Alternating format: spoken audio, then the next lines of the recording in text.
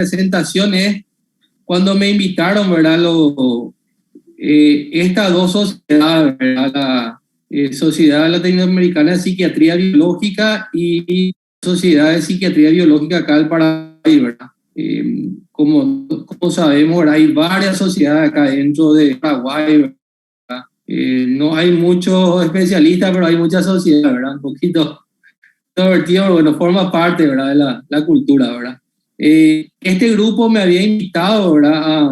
A poder presentar una experiencia clínica que yo tuve acá en Paraguay sobre un trabajo que hice con un fármaco para la urgencia psiquiátrica y querían compartir ahí en este congreso. Entonces, preparé ese trabajo y que también quiero compartir con ustedes. Esto fue en el 2018, como dice ahí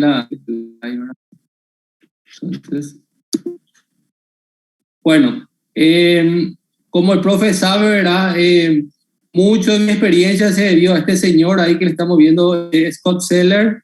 Él fue, ¿verdad? Estamos hablando de 2017, 2018, fue presidente de la Asociación Americana de Urgencias Psiquiátricas. Es una persona que me ayudó muchísimo en todo lo que es urgencia médica, urgencia psiquiátrica, que no todos están los fármacos, que mucho el médico se debe a su equipo de trabajo, quién está contigo, el enfermero, el psicólogo, vamos a decirle la gente que va a hacer contención contigo, el equipo completo. Y que cuando más vos formás una alianza terapéutica con el médico, con el paciente, eso hace que mucho más rápido se pueda restablecer todo ese motivo que le llevó a la urgencia, ¿verdad? Cuando eso él tenía ahí en su slide, cuando eso fue la primera vez yo lo llegué a conocer en el 2015, se fue allá en New York. La primera vez le conozco a este señor, cuando eso tenía ahí en su slide el Project Beta, que es la presentación anterior a lo que hoy es el consenso más respetado sobre el manejo de la urgencia, ¿verdad? Y bueno, llega el 2018 y llego a conocerle personalmente a Scott Seller. Fue en un congreso que tuvimos en el 2018 y ahí intercambiamos de repente experiencia, ¿verdad? Me acerqué y le pedí que me pueda orientar más en todo lo que es el mundo de la urgencia psiquiátrica, ¿verdad?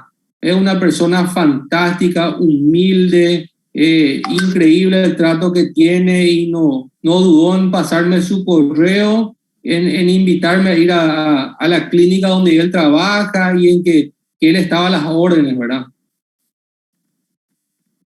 Como solemos hablar con el profesor, también esa vez él me dice, mira, yo te invito a la clínica de Eduard Vieta, me dice.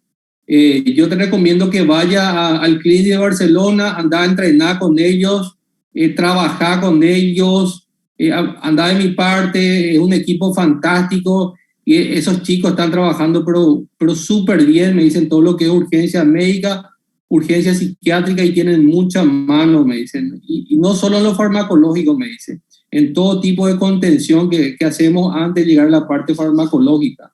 De repente una de las cosas que más me insistió fue eso, ¿verdad? De esa contención ambiental, esa contención verbal y por último llegar a la parte farmacológica, ¿verdad? Dependiendo cómo llegue ese paciente, ¿verdad? A la urgencia. Y bueno, ese es Eduard Vieta, como habíamos hablado con el profesor, ¿verdad? Cuando trabajamos mucho trastorno bipolar, ¿verdad? Sabemos que el trastorno bipolar va mucho también a la urgencia psiquiátrica, se descompensan mucho y muchos de ellos requieren internación. Bueno, este es un protocolo que lanza ese equipo, esta gente que le estoy describiendo. En el 2018 lanza este grupo, pueden ver ahí a Eduard Vieta y a Marina Garrigo, ¿verdad? Son la gente que ahí de la imagen que más me tocó compartir con ellos y manejar este protocolo que es lo más actualizado que tenemos y que quiero compartir con ustedes y que podamos tener acá con el profesor Marcelo preguntas de ustedes y ver hasta qué punto podemos de repente asesorarles, ¿verdad? Y que les pueda servir la clase de hoy. Bueno, eso después, ¿verdad? Si pueden ver ahí, otra vez Marina Garriga, Eduard Vieta, y allá le tenemos a Scott Seller, como presentando ya el consenso de expertos, sí, en la revista de psiquiatría biológica, ¿verdad? El grupo ya de la psiquiatría biológica. Y bueno, estos son esos objetivos, ¿verdad?, actualizados que Scott Seller había presentado en un borrador en el 2015, 2014, que era del Project Beta de la Asociación Americana de Psiquiatría, y ya algo más actualizado, ¿verdad? Estos son unos ítems que él describe que hay que tratar de llevar en todo momento, ¿verdad? Muchas veces uno le ve a un médico y impresiona que ya rápido me va a medicar, ya rápido me da un fármaco, me va a hacer dormir para contener, ¿verdad? Entonces, el primer criterio que vamos a llevar en cuenta es excluir causa médica.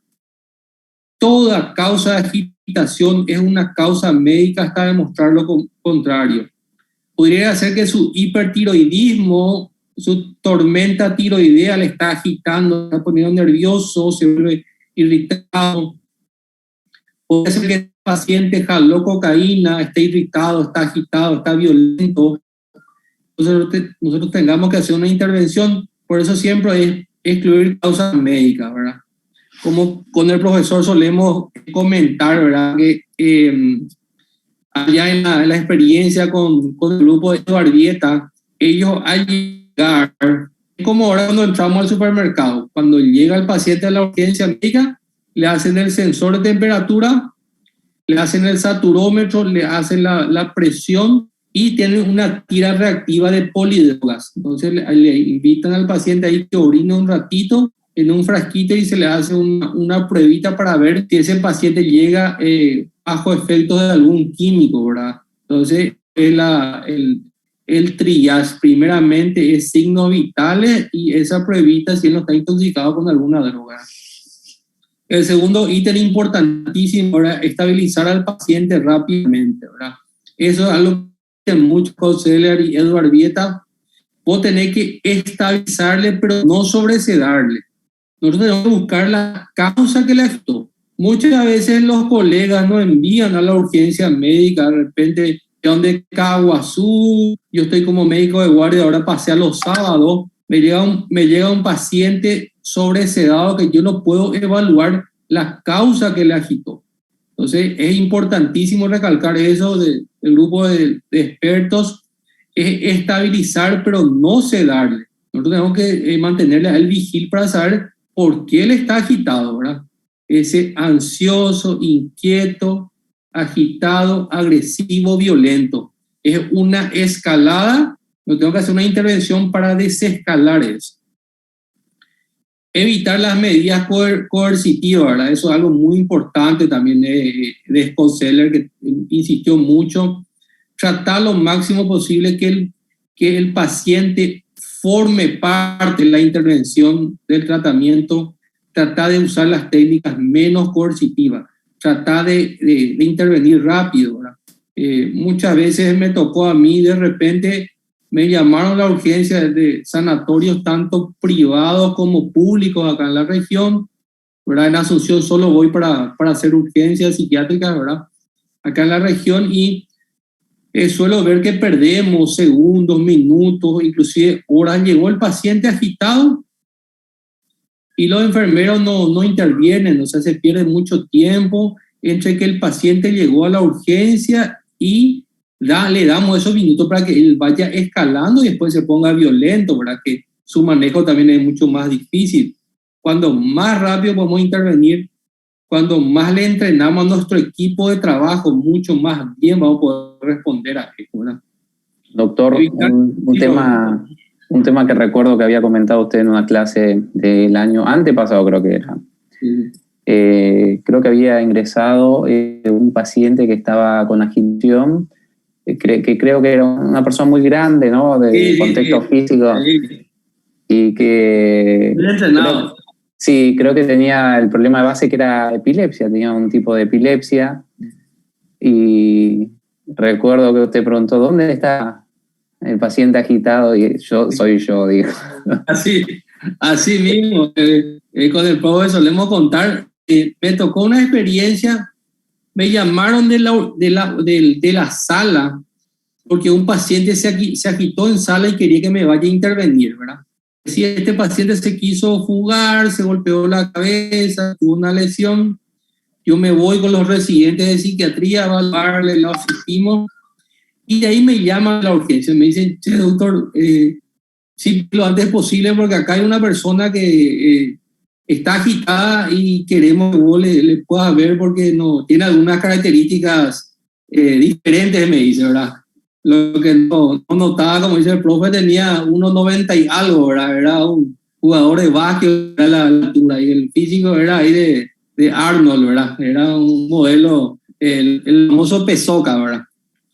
Entonces yo regreso, como dice el profe, a la urgencia después de haber asistido en la parte de internado.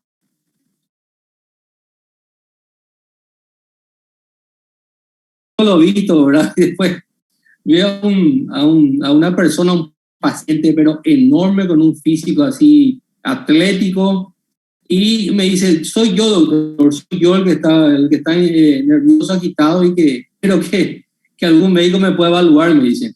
Y cuando lo entrevisto, ¿verdad?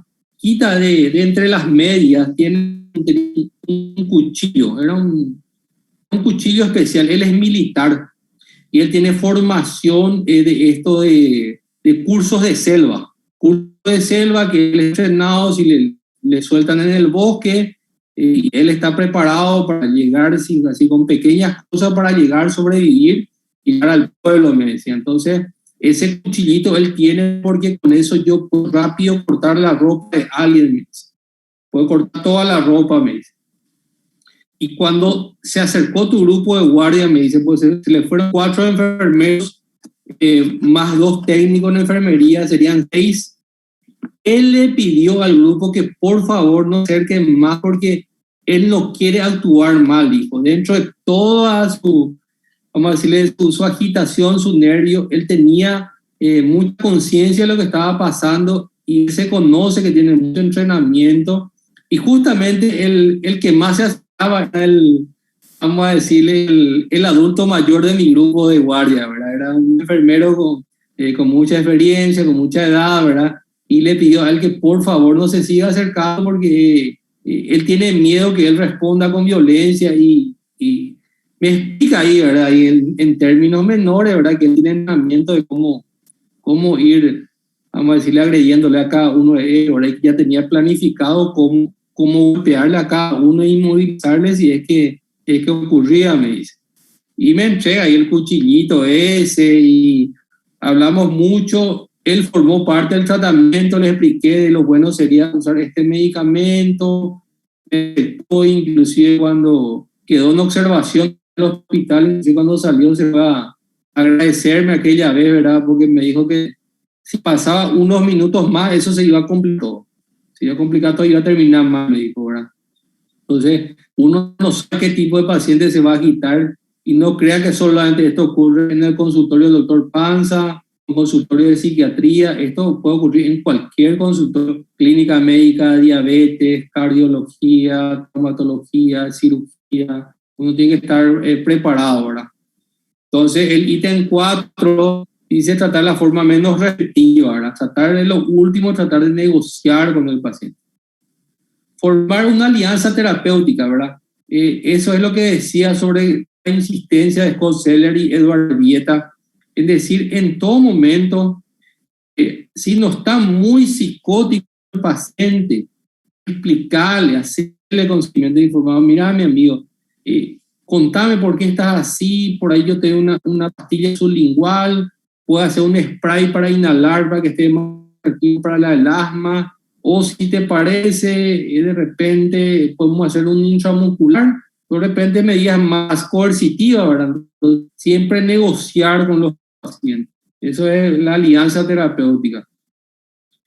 Y en el sexto, como veíamos en el slide allá del profesor Scott Zeller, y ven acá, garantizar un adecuado plan de cuidado posterior, ¿verdad? Porque ese paciente que viene ahí agitado y uno entró fuerte, entró con lo más restrictivo que tiene, con medidas bien coercitivas, después el paciente va desgastado en su alta. va desgastado, con un pensamiento ahí negativo sobre las intervenciones que hicimos, ya con un miedo a que vuelva a tener una crisis, pero también con un miedo para que vaya a ese grupo de guardia que le hizo la intervención, ¿verdad?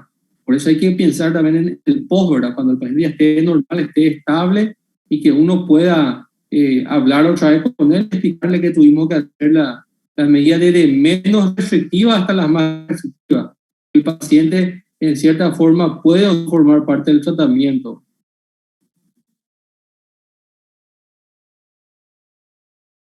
Esto es verdad, vamos al objetivo de que van de medidas menos restrictivas a las medidas más restrictivas, ¿verdad? Hay una escalada de síntomas que uno tiene que hacer algunas intervenciones.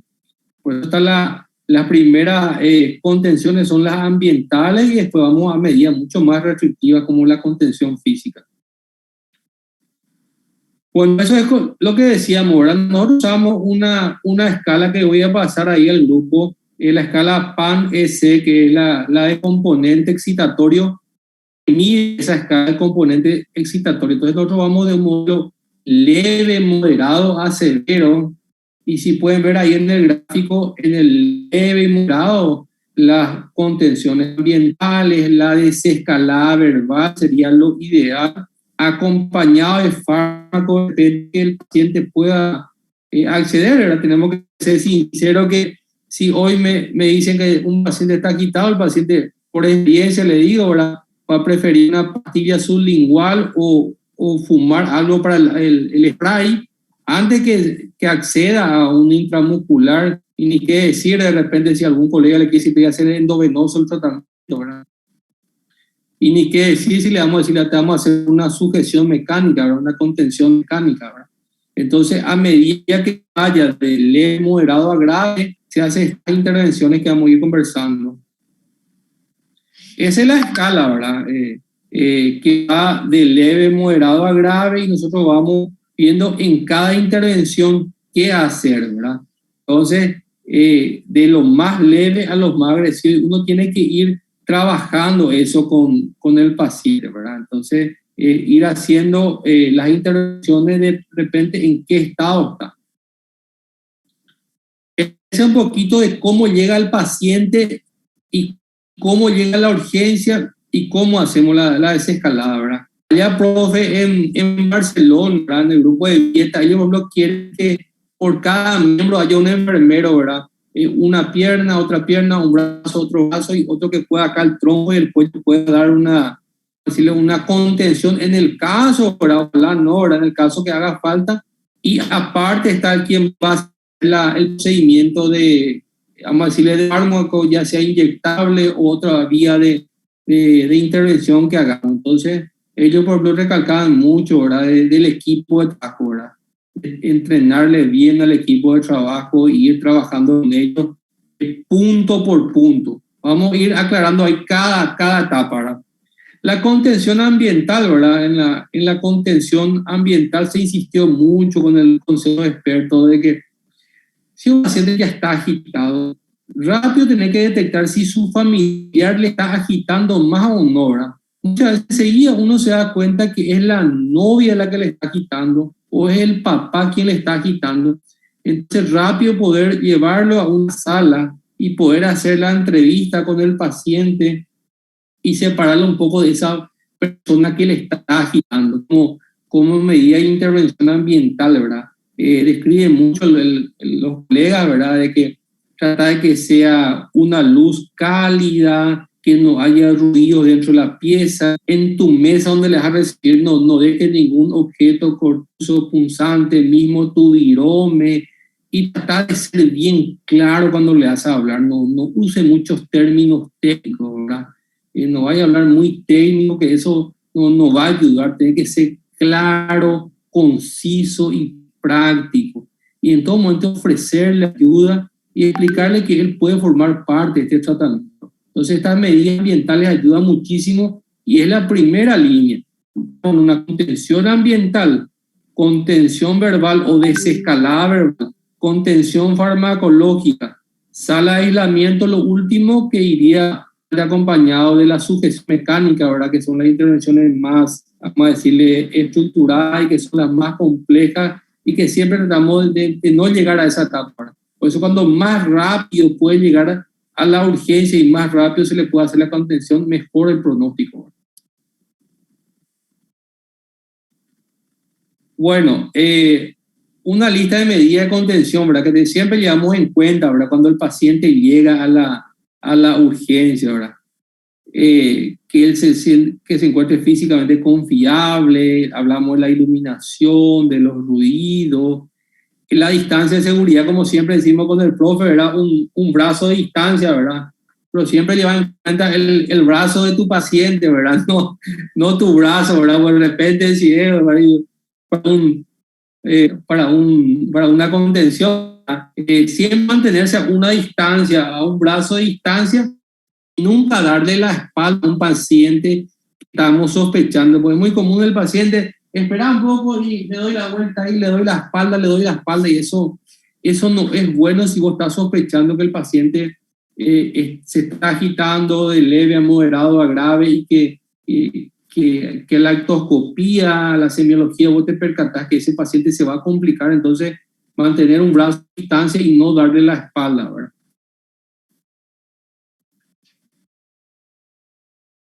En la contención verbal, como dijimos, es la primera estrategia que tenemos donde nosotros rápido intervenimos y le explicamos al paciente por qué vino ahí, en qué le podemos ayudar y que formemos una alianza terapéutica con él. Y que si podemos hacer eso, vamos a evitar las medidas más coercitivas, vamos a evitar que el paciente se interne y vamos a ayudar que lo que le trajo a la urgencia, ese motivo de agitación, se pueda revertir rápido y después buscar la causa, ¿verdad? Fue una causa, se agitó porque se descompensó con la novia, se agitó porque tenía un cuadro clínico de base, se agitó porque había una condición psiquiátrica de base, se agitó porque está en abstinencia de alguna sustancia, se agitó porque está en intoxicación, y tratar de trabajar todos esos ítems.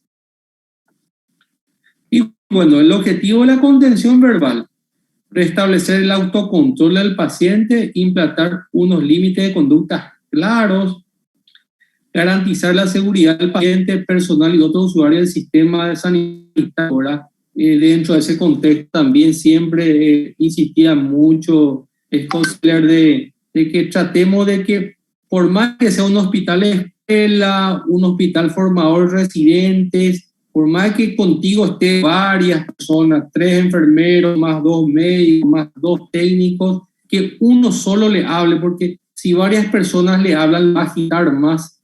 Entonces, que uno le hable, que sea claro, que sea conciso, que sea práctico. Él vino con una agitación, vamos a revertir esa agitación y después en otro momento vamos a trabajar, ¿verdad? Fue por su cuadro bipolar, ok, entonces en otro momento después vamos a trabajar el ajuste de su tratamiento, las intervenciones psicológicas y todo lo que conlleva eso, trabajar con la familia. Bueno, lograr una alianza terapéutica con el paciente, ¿verdad? En todo momento se insiste mucho en tratar de que el paciente forme parte del tratamiento. Conseguir involucrar al paciente en su propia toma de decisiones terapéuticas.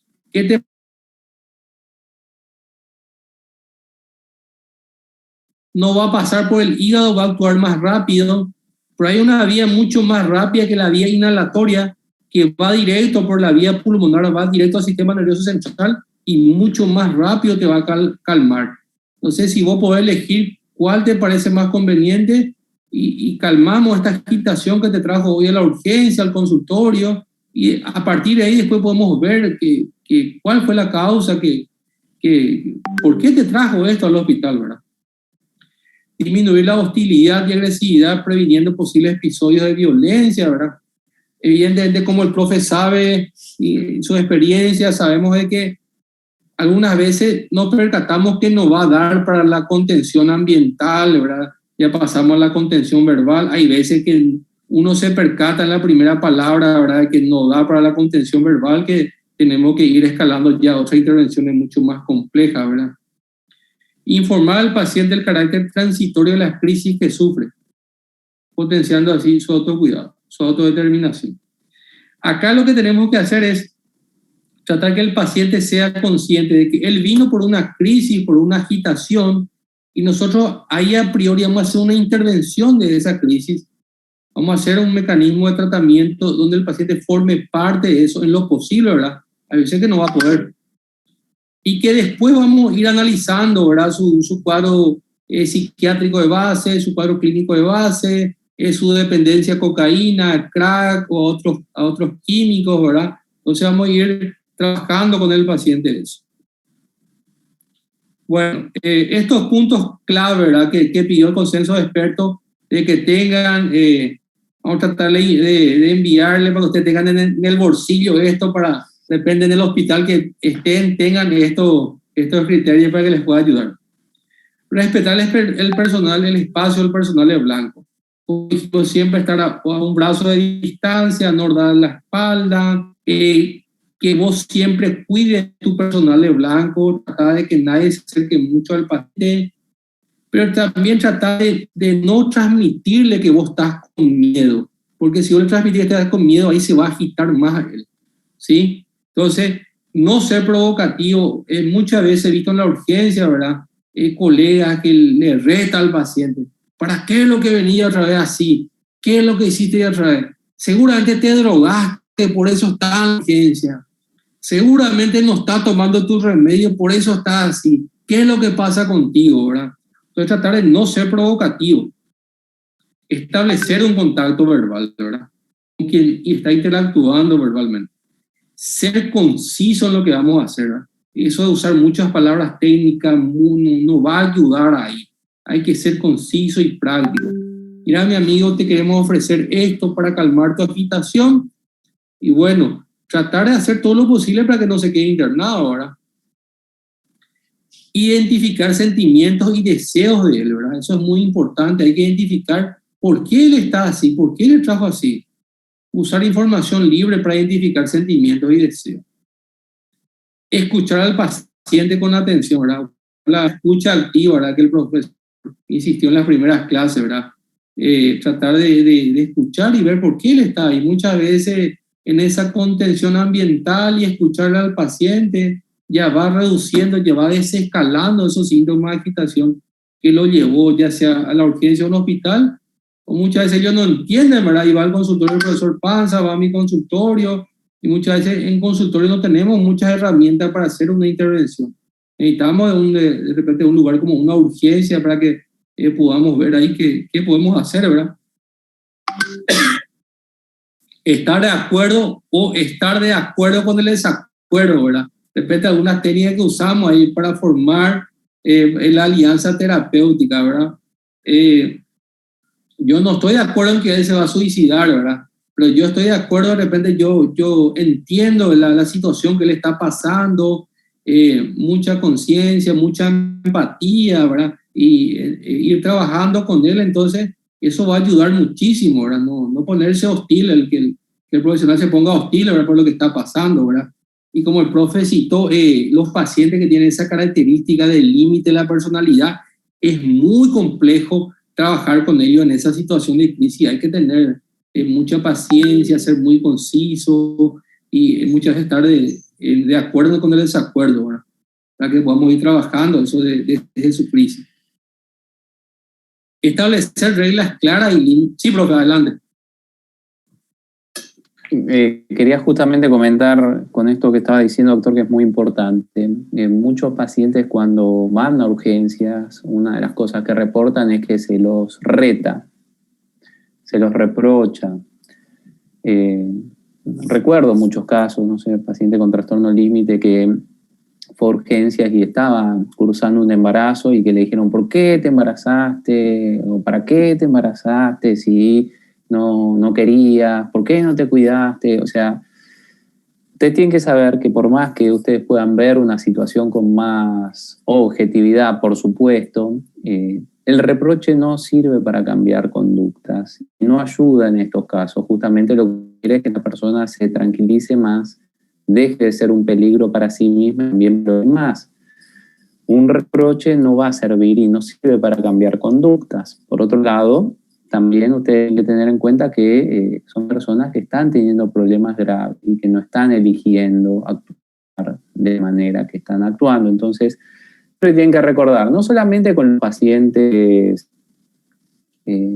con un probable trastorno mental, cualquier paciente, todo lo que sea reproche hay que tratar de no hacerlo porque no funciona para modificar la conducta. Y un paciente agitado, imagínense, si le reprochan es como ponerle, no sé, una chispa a pólvora. O sea, justamente lo que ustedes quieren hacer es tranquilizar al paciente, calmarlo, que el paciente sienta que está en un lugar seguro. Entonces es muy importante eso que estaba mencionando. Excelente, profe, excelente. Así mismo, bien claro ahí. Ofrecer alternativas reales, ¿verdad? Ser sincero, no mentir al paciente en ese momento, sino que ofrecerle alternativas reales, ¿verdad? Que esta es la medicación que tenemos, es la que tenemos experiencia acá y que sabemos que te va a ayudar y que vamos a mejorar esta crisis que tuviste. Y bueno, y después poder trabajar ese trastorno límite de la personalidad, trabajar eso, de repente si está con una psicosis o está en una intoxicación, ¿verdad? Poder ir viendo todos esos datos. Informar al paciente y al personal, ¿verdad? Siempre hay que tratar de hablar con el equipo de trabajo, la urgencia, ¿verdad? Tratar siempre de trabajar en armonía, ¿verdad? Porque el personal de enfermería es estratégico ahí, tanto en la contención ambiental, verbal, como si vamos a utilizar fármacos y ni qué decir si vamos a tener que utilizar medidas mucho más coercitivas como es la sujeción mecánica, la contención mecánica, y mismo aislarle al paciente, ¿verdad? Que el procedimiento es de repente más incisivo, ¿verdad? Que no queremos, ¿verdad? Pero hay veces que vamos a tener que utilizar, ¿verdad? Hay un porcentaje, ¿verdad? Que vamos a ver ahí en un slide, ¿verdad? Que sí o sí va a requerir internación y muchos de ellos va a requerir un aislamiento, ¿verdad? Para que puedan mejorar. Bueno, pauta de la contención no verbal, ¿verdad? Escuchar activamente, cuidar ese lenguaje no verbal, ¿verdad? Muchas veces vemos, como dijo el profesor ahí, vemos que la enfermera se está riendo del paciente, vemos que los médicos en formación se están riendo, se están señalando, o le están diciendo, mira un poco, el paciente está ahí, está llorando y los médicos por ahí están haciendo algunas muecas o están de repente tipo, ni ahí están con lo que está ocurriendo, ¿verdad? Entonces, tratar de cuidar todo eso.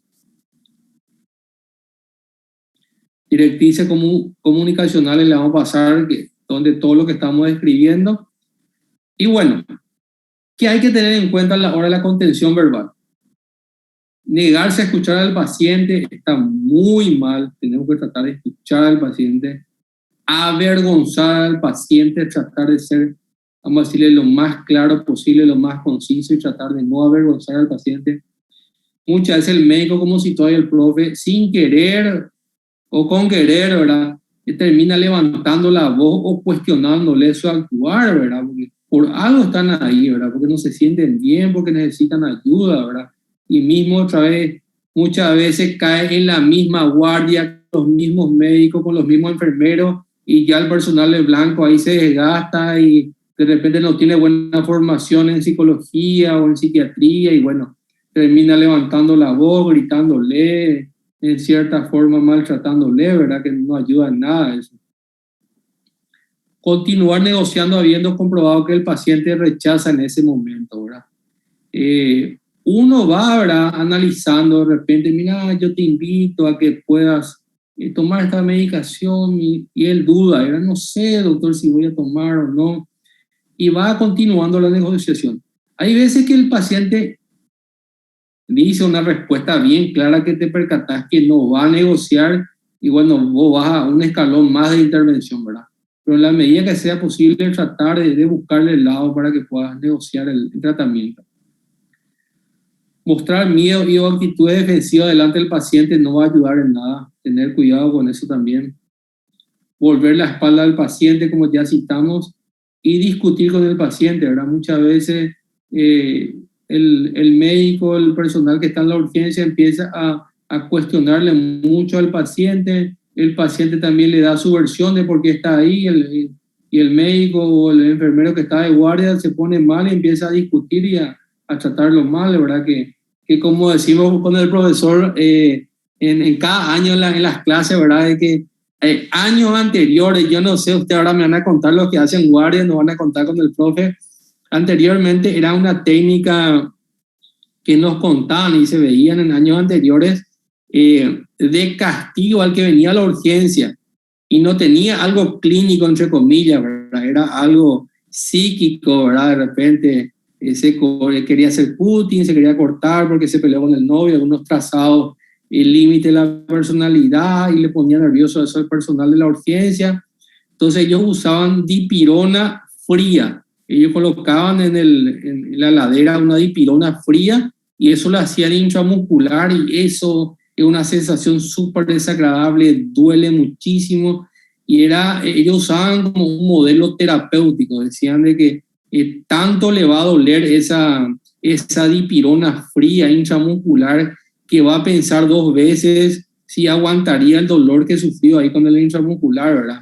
Y que hoy por hoy insistimos eso con los colegas, ¿verdad? Con los médicos, mismo ustedes que están haciendo guardia, queremos escuchar con el profe, ya llegaron a escuchar eso de que le hacen dipirona fría en la urgencia.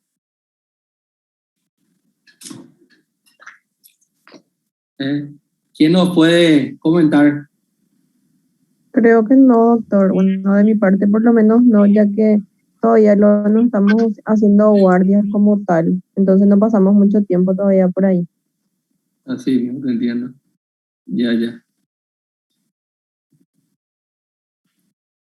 Bueno, la contención farmacológica. Vamos de esa contención ambiental, esa desescalada verbal, que es la contención verbal. Y bueno, cuando ya todos esos recursos fueron agotados, uno va a la contención farmacológica como mecanismo coayudante. No es eso que porque yo le voy a hacer una pastilla o un inhalatorio o un intramuscular, por eso no voy a hacer la contención ambiental, la contención verbal, no. Esto es una medida coayudante para que el paciente se restablezca lo antes posible, ¿verdad?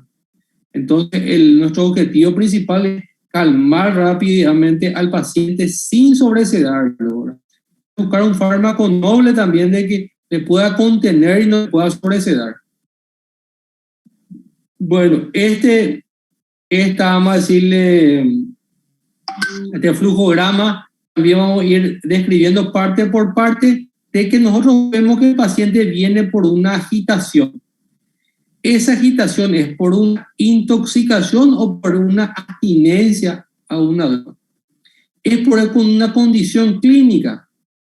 No sabemos identificar la causa de su agitación o es por una agitación del orden psiquiátrico, ¿sí? Está por una agitación por su cuadro bipolar, por su esquizofrenia, por su cuadro límite de la personalidad que le llevó a la urgencia y en base a eso, ¿qué intervención yo voy a hacer? ¿Sí? Entonces vamos a ir repasando eso.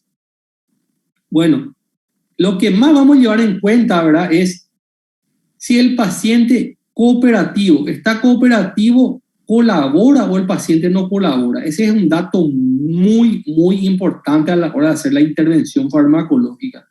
Porque no es lo mismo si de repente yo converso con el paciente y le digo, mira, tenemos 2 opciones.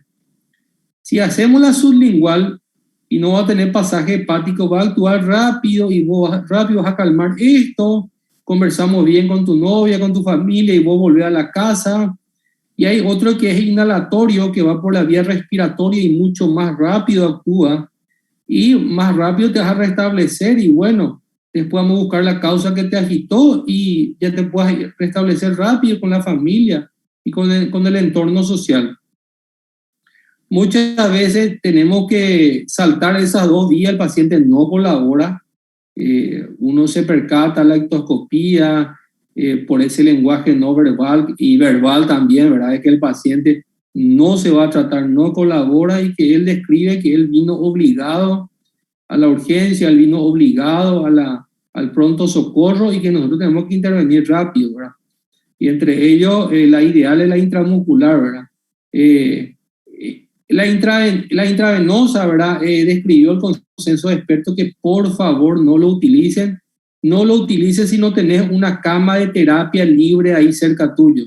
Yo estoy en una urgencia médica y si no tengo libre una cama de terapia que no me atrevo a hacer endovenoso, por ejemplo, haloperidol, ¿verdad? Por la alteración en el, vamos a decirle, en el electrocardiograma y que puede traer una arritmia y de repente que el paciente esté anticoagulado y ese endovenoso puede hacer que él haga un sangrado y él está anticoagulado y se complique todo, ¿verdad? Primero no hacer daño, ¿verdad? Ese es nuestro lema siempre, ¿sí?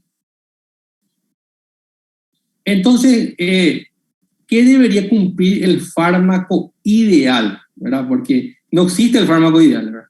Entonces, ¿qué debería, por lo tanto, qué perfil tenía que tener un fármaco para que yo le diga, este es bueno para mi urgencia?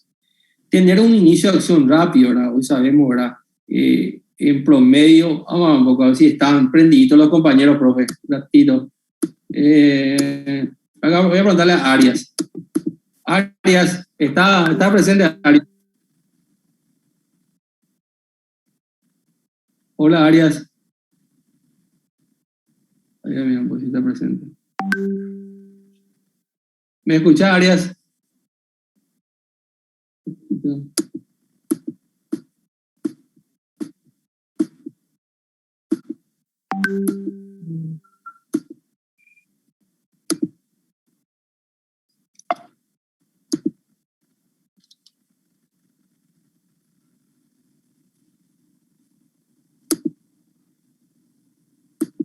Creo que no está Arias presente, ¿verdad?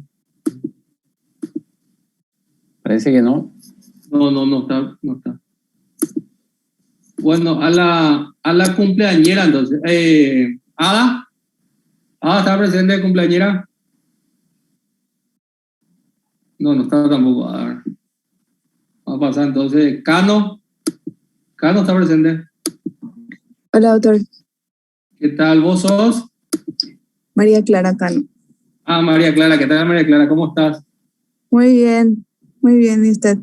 Bien. María Clara, mi pregunta técnica, vamos a tirarte en farmacología, te voy a tirar la pregunta. ¿A los cuántos minutos actúa una pastilla vía oral? ¿A los cuántos minutos actuaría una pastilla sublingual? ¿Verdad? ¿Y a los cuántos minutos actuaría si le hago en forma inhalatoria? Un spray.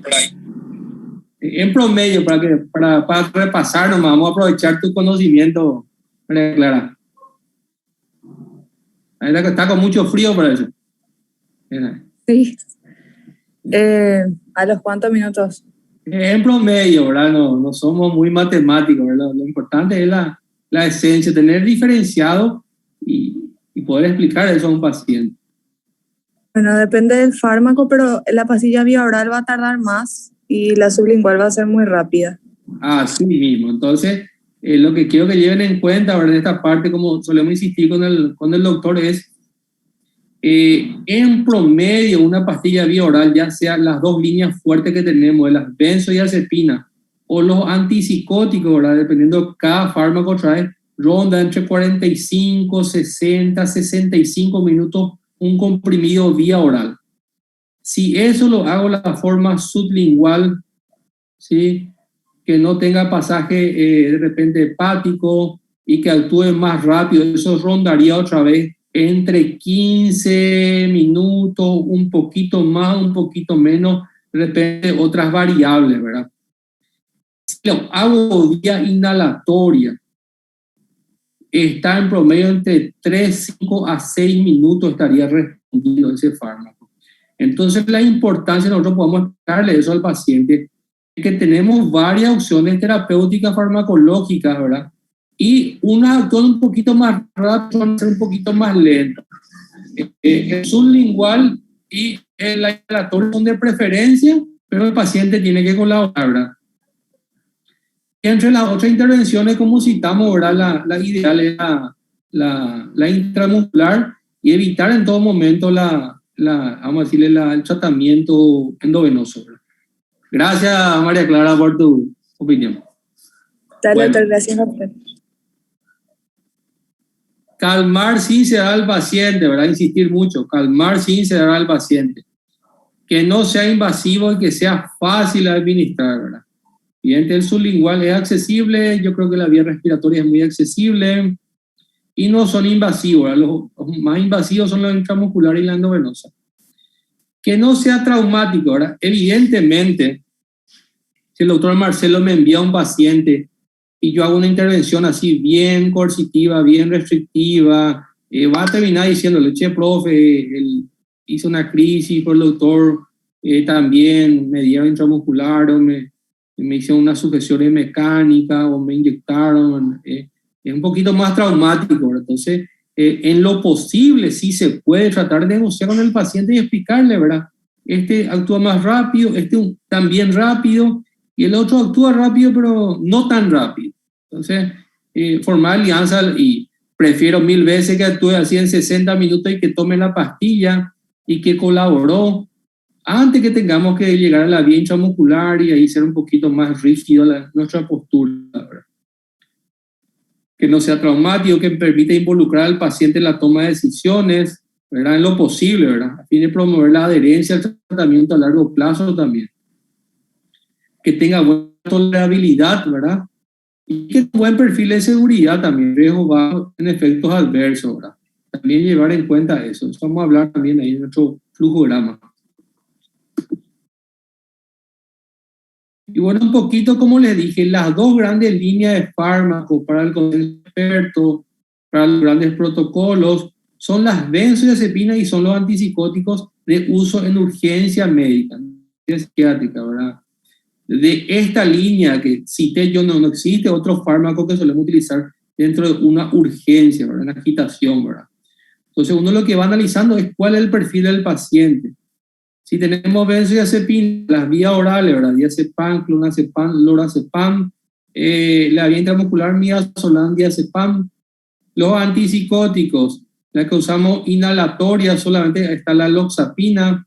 Las de vía oral tenemos olanzapina, risperidona, acenapina, aripiprazol, quetiapina, ciprasidona y haloperidol. Intramuscular tenemos haloperidol, ciprasidona, aripiprazol y levomepromacina. En Paraguay tenemos haloperidol y levomepromacina. Argentina y Brasil tienen también olanzapina y aripiprazol intramuscular. Está llegando también en Paraguay una empresa también a traer, este año van a estar lanzando aripiprazol y olanzapina intramuscular en Paraguay, ¿verdad? Los días ahora le tenemos todo en Paraguay, entonces tenemos que ver el perfil de paciente y qué buscamos, ¿verdad? Y de repente las variables clínicas que nos toca, ¿verdad? Estas recomendaciones generales nos ayudan muchísimo a la hora de ver qué elegir, por qué elegir, y de repente las dosis, ¿verdad? Entonces, intentar monoterapia, ¿sí? Evitar combinaciones, especialmente olanzapina intramuscular con benzodiazepina, los dos son muy sedadores, un alto riesgo de depresión respiratoria, ¿verdad? Entonces, si estamos en la urgencia, hacer monoterapia, no combinar. Y si combinar, no combines olanzapina intramuscular con alguna benzodiazepina intramuscular. En general, todas las pautas de tratamiento anteriormente citadas se pueden repetir cada 45 a 60 minutos, excepto algunos específicos que vamos a citar, ¿verdad? Pero vos tenés que replantear el tratamiento intramuscular o la versión que hiciste a los 60 minutos, a la hora. ¿Sí? Excepción a tener en cuenta, ¿verdad? La loxapina, por ejemplo, el spray es 2 veces al día nomás. La olanzapina intramuscular, máximo 2 cada 24 horas. La levo intramuscular, la mitad de dosis.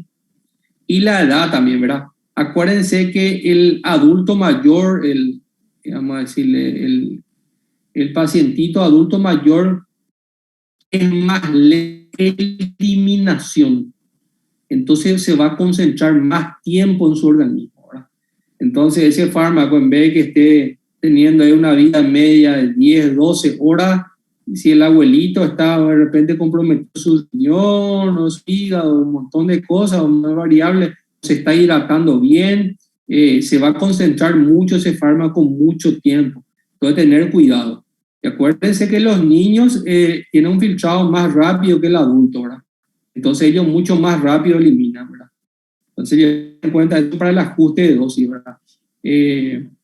No es común ver niños y adolescentes muy agitados, pero ahora con este gran desafío que tenemos los médicos, los psicólogos, los psiquiatras, con el tema de consumo de sustancias, alcohol y drogas, hace que veamos cada vez más pacientes agitados y que tengamos que intervenir más rápidamente, de repente con fármacos que hay que explicarle a los padres, ¿verdad?, de que tenemos que utilizar en su momento dado.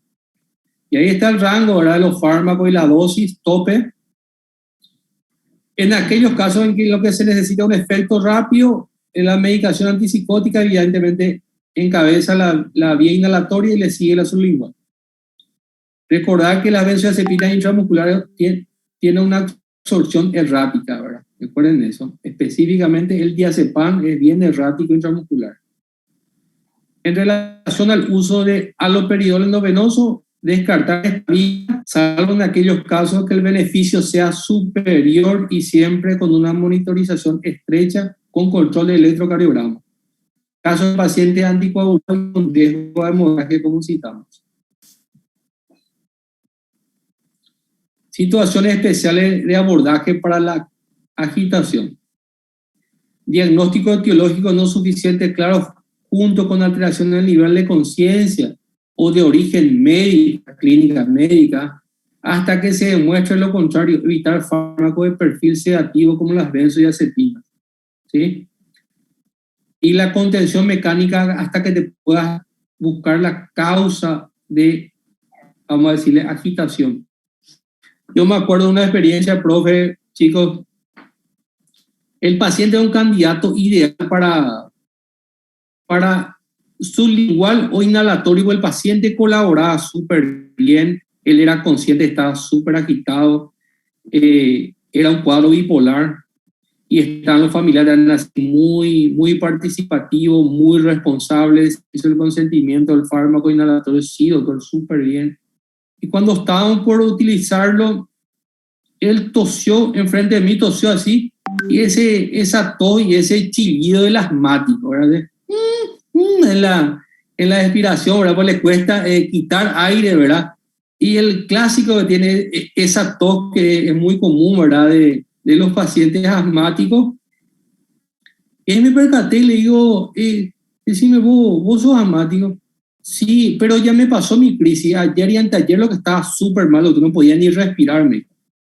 Entonces, evidentemente, en ese caso está contraindicado que yo le haga una vía respiratoria porque esto también afecta la vía respiratoria y si él no está en buenas condiciones no puedo utilizarla. Entonces opté por la vía sublingual y respondió súper bien el paciente, ¿verdad? Por eso siempre hay que estar atento, como dice este primer ítem, la etiología y las condiciones clínicas, ¿a quién le voy a medicar, verdad?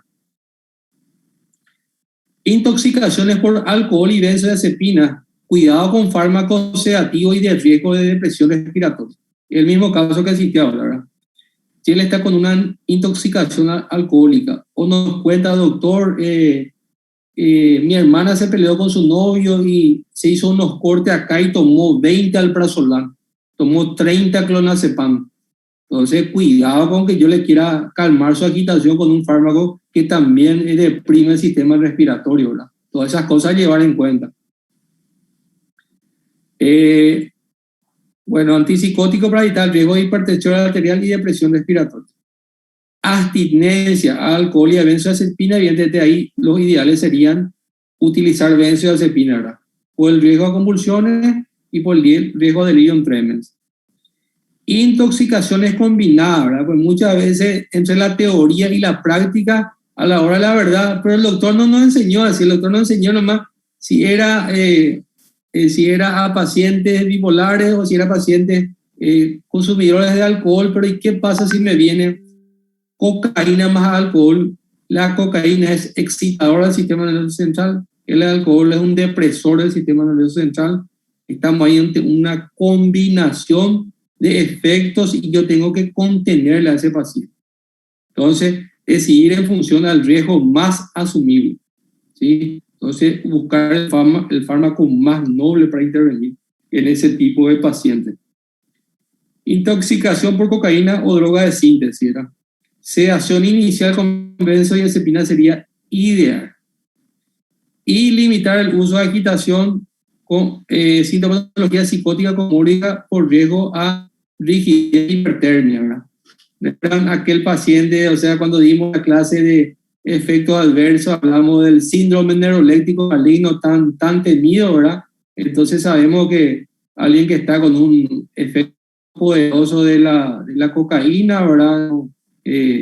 Nos conviene más usar benzodiazepina que usar antipsicóticos.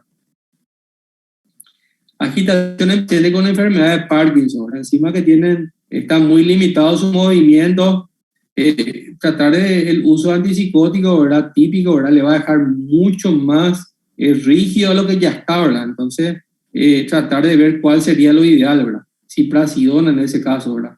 Si es que contamos la urgencia.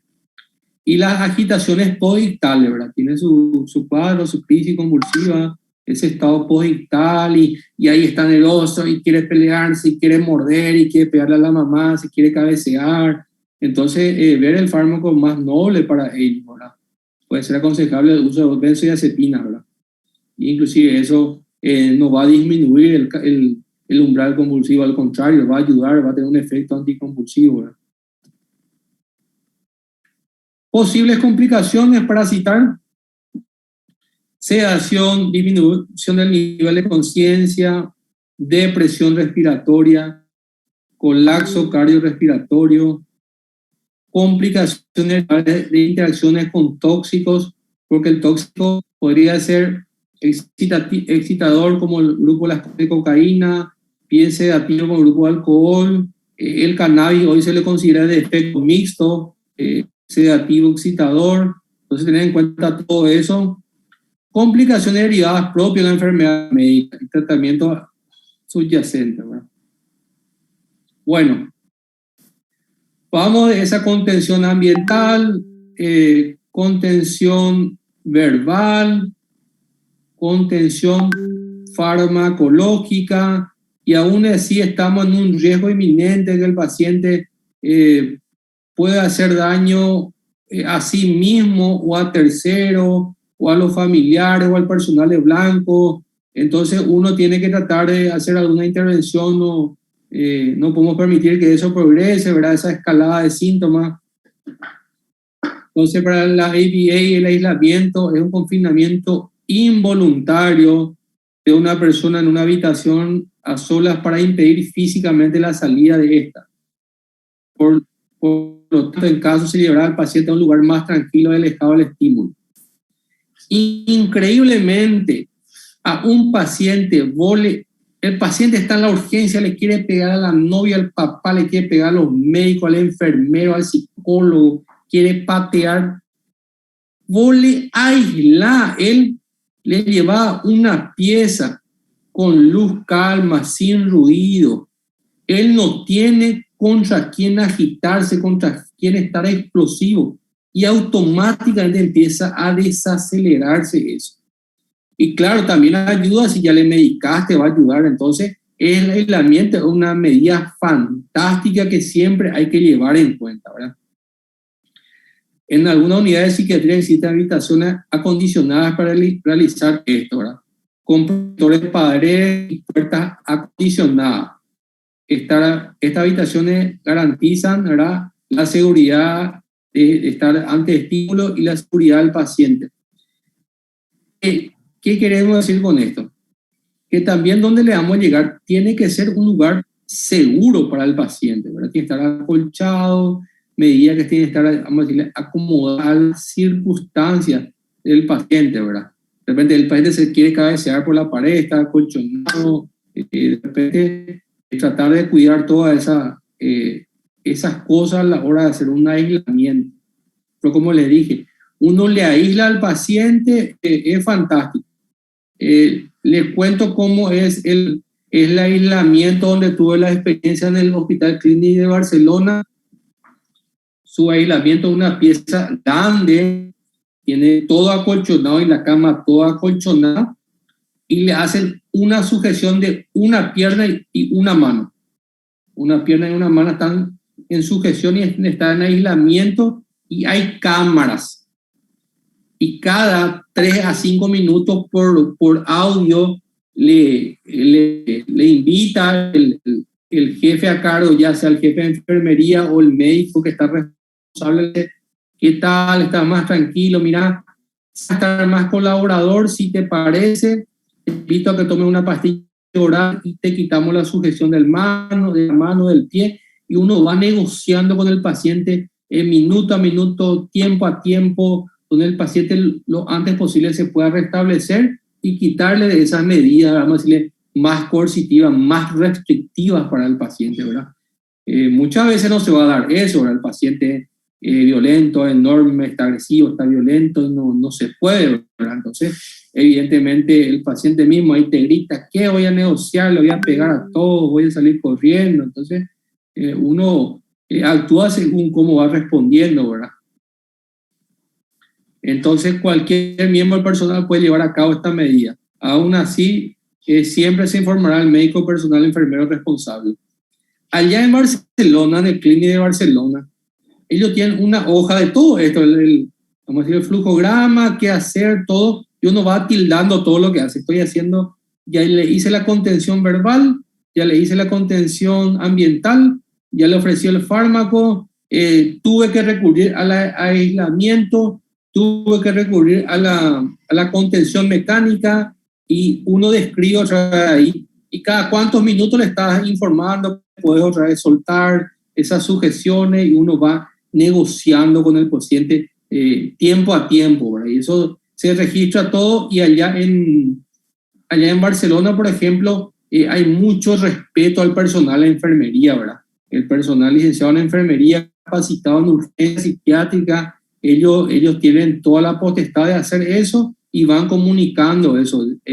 Deja un registro ahí, ¿verdad? Informamos al médico que está de planta, de turno, que estamos haciendo esta medida, y el doctor apoya el tratamiento y nos va dando algunas recomendaciones. O sea, el equipo tiene mucha experiencia, mucha mano, y bueno, uno siempre gustaría trabajar así, ¿verdad? Como al profe le solía explicar, ahí le tienen su botón de pánico en la mesa, ¿verdad?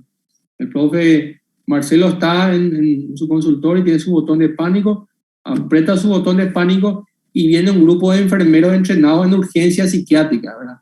Entonces, con mucha mano, con mucha experiencia, y viene y le hace esa intervención ambiental, una desescalada verbal, le invita al paciente a formar parte del tratamiento farmacológico. O sea, son gente que tiene mucha mano, ¿verdad? Y ¿por qué no? Nosotros podemos tener también acá por la región, ¿verdad? Ese tipo de trabajo, ¿verdad? En red. Doctor, sí, profe.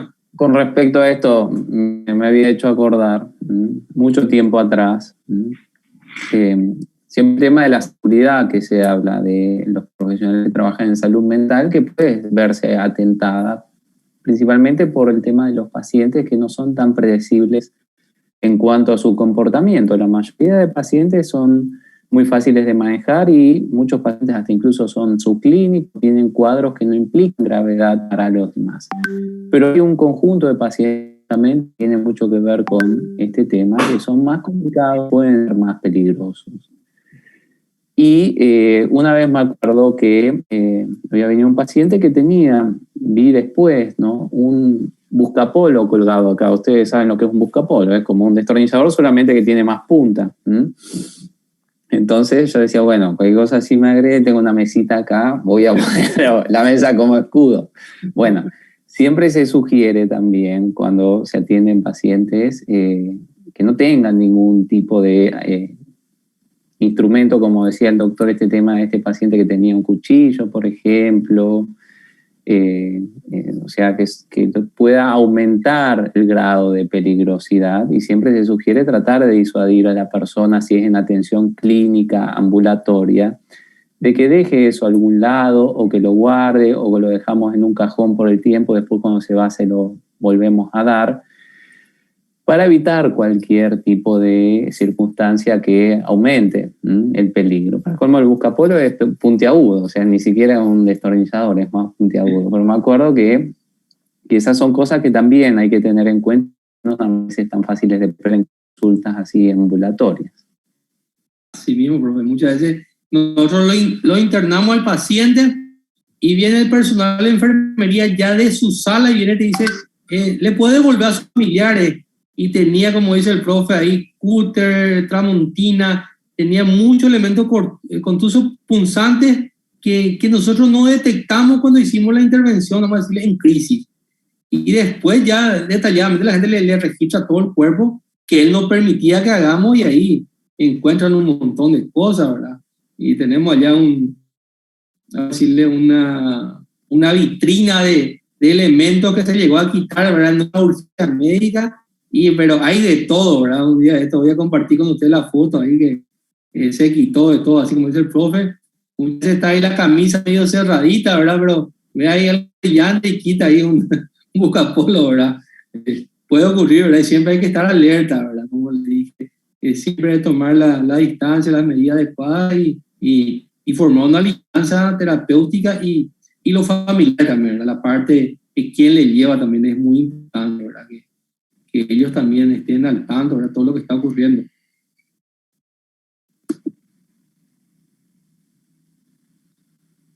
El abordaje paciente agitado en urgencia hospitalaria es una situación complicada y muchas veces impredecible. Alrededor de un 30% de estos pacientes necesitan o precisan tratamiento de intervenciones coercitivas o restrictivas como la contención física, la que estamos citando. Los objetivos de la contención física son favorecer la seguridad del paciente, evitando riesgos, previniendo lesiones físicas a pacientes y a otros, y asegurar el tratamiento farmacológico para el episodio de agitación. No es que le voy a intervenir por intervenir. Como le suelo contar al profe, en una oportunidad, un paciente mío muy grande, muy bravo, yo le conozco cuando él se agita, pero se agita muy mal, es muy estresante manejarlo a él. Bueno, nosotros estamos con la oreja parada cuando él se agita. Y tuve que yo hacer una intervención quemando todas las etapas y hablando con la familia, explicándole que tengo que hacer sujeción mecánica. Hago una sujeción y le informo a él también, y bueno, doctor, pero yo no quiero, pero bueno. Así que hacemos la sujeción y viene a Chicarlota en un clínico y él pide un estudio cardiológico. Y viene otro colega y le hace la ecocardio y le dice, mira, yo te sugiero para mí que tu médico no está actualizado porque esto es la prehistoria, esto es del inicio, la época de la psiquiatría, de las torturas. Yo me acuerdo en la facultad de medicina nunca he visto estas atrocidades. Te sugiero que cambies de médico, mira, yo no quiero quedar mal con él, por eso no le puedo decir, pero a vos te digo, habla con tu familia, ¿verdad? Y bueno, el paciente se estabilizó, ¿verdad?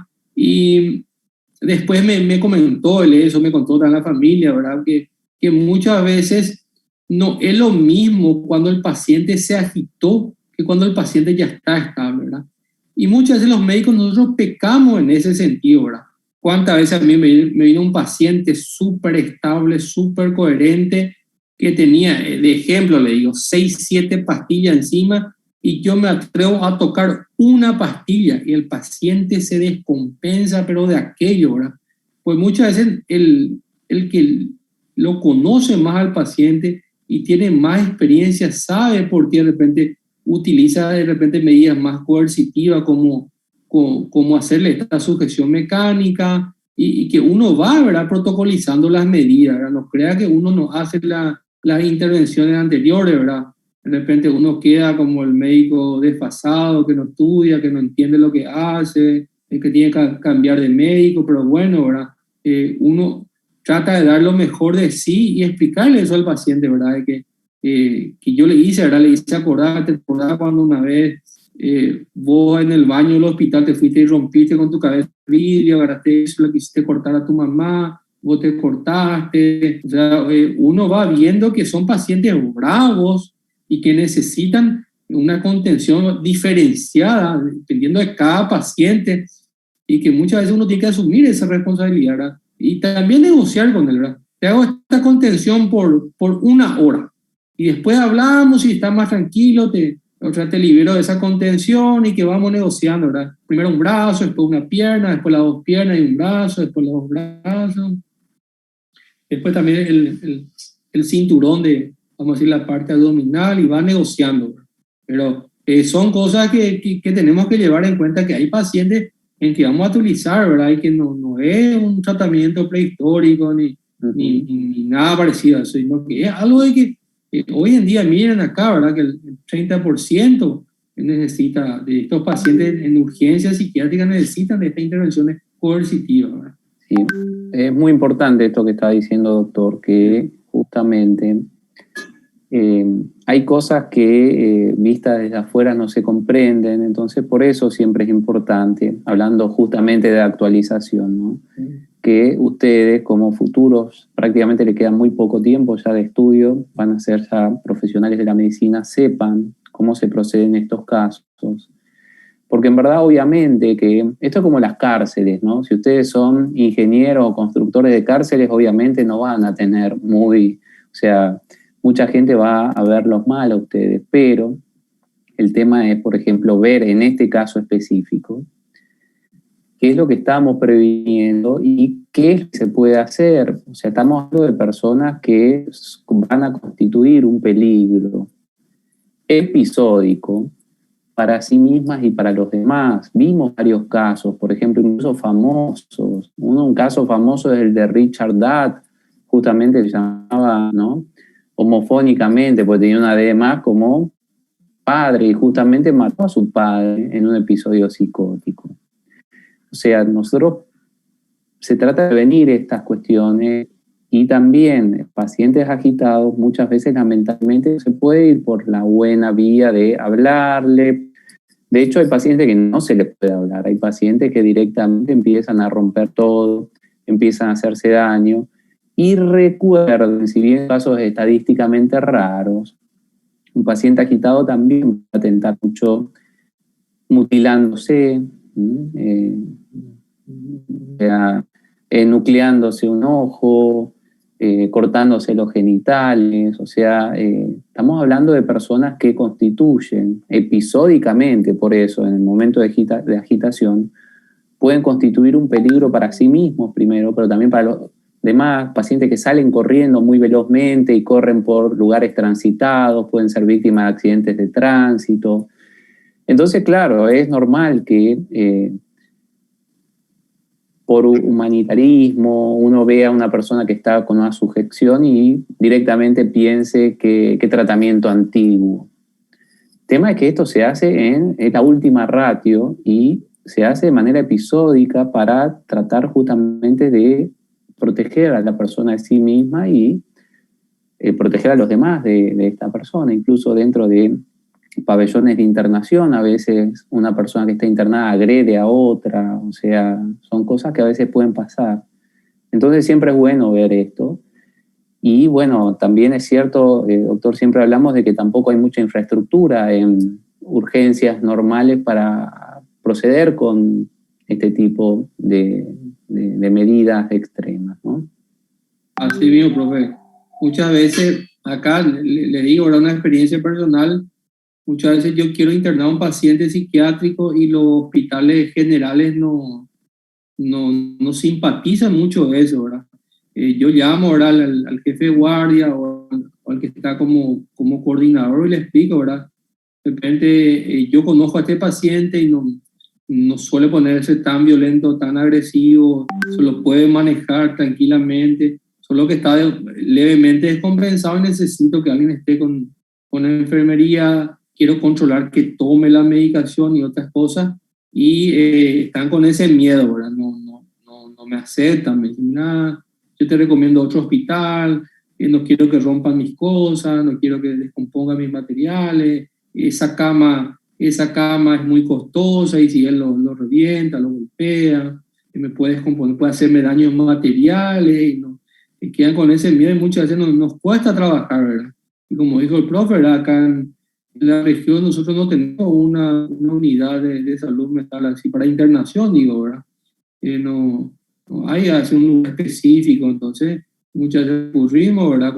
Cuando estaba abierto el puente, podían ir a Argentina, a Brasil, estaban un poquito más económicamente bien, otros quedaban por la capital o por otros lados, pero no es fácil, no es para nada fácil tratar de ayudar a la familia, ayudar a ese paciente y que la gente te niegue esa cama, ¿verdad?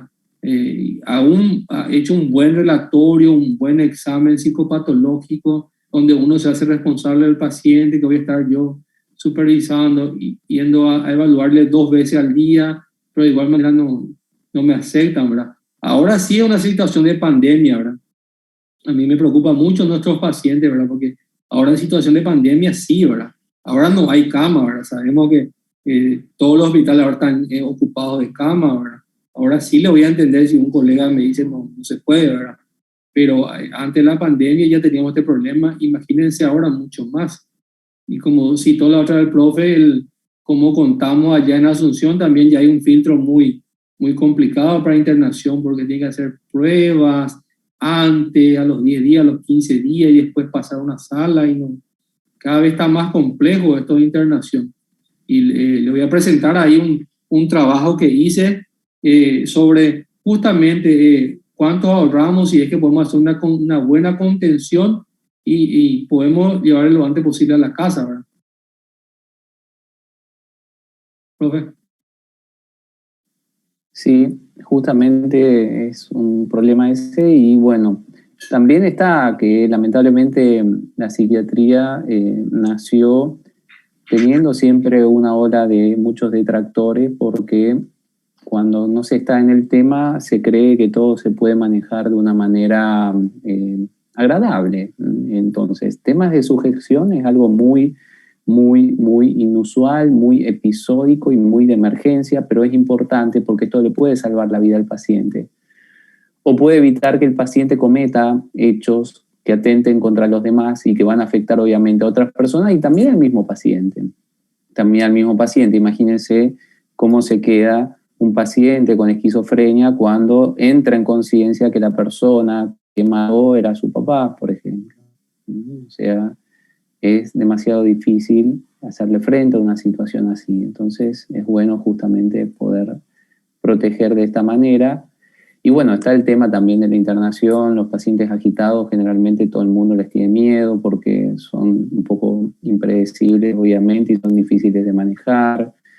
Está el tema de cuando se observa esto, que se dice, no, él lo maltrataron, le pegaron, y hay que ver, porque si ustedes ven a un paciente agitado y cómo se lo trata de contener, muy agitado, es lógico que van a haber forcejeos y que van a haber incluso gente herida, generalmente de enfermería o cualquier persona que quiera contribuir.